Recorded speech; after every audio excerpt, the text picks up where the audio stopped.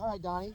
I know another thing we kind of talked about the different ground conditions and different lies and stuff. Something to always think about when you're hitting on up or downhill lies like this. I always like to think about my shoulders. Again, if I'm on an uphill slope, I'm not going to put my shoulders against the slope. Now we'll create a lot of really downward attack, really steep, and hit a lot of chunky or mishit shots. I always like to think about the slope of the ground. I like to match my shoulders to. So if I'm going to be on a little upslope here, I kind of like to think about where my shoulder's going to be. Same thing we spoke about earlier too with the ball position. It depends on if you're trying to go high or low. It'll depend on your ball position. But a great rule of thumb for this, for the hilly and up and down lies, is always try to match your shoulders to the line of the slope. Let's see. So like, yeah, these shots I really don't have much trouble with. Yeah. As long as they're sitting up on some good grass. Yeah.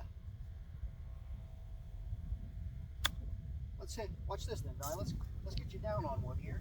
And remember we talked about earlier about getting that nice fluid stroke here. Less force. Let's see what it looks like. Yeah, like your shoulders right there. Beautiful. Hit it. Woo.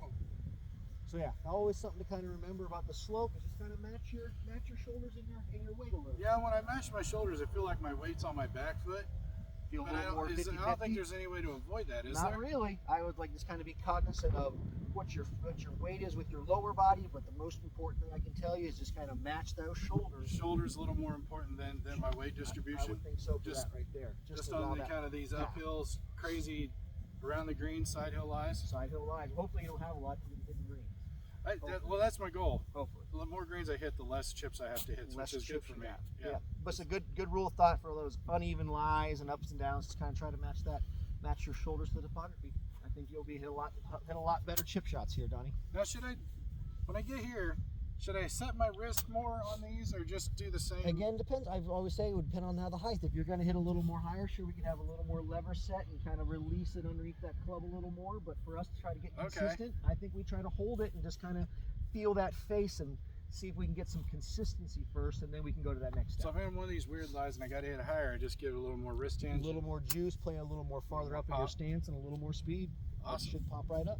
I look forward to trying these more often on the golf course. Hopefully you don't Hopefully I don't ever have to.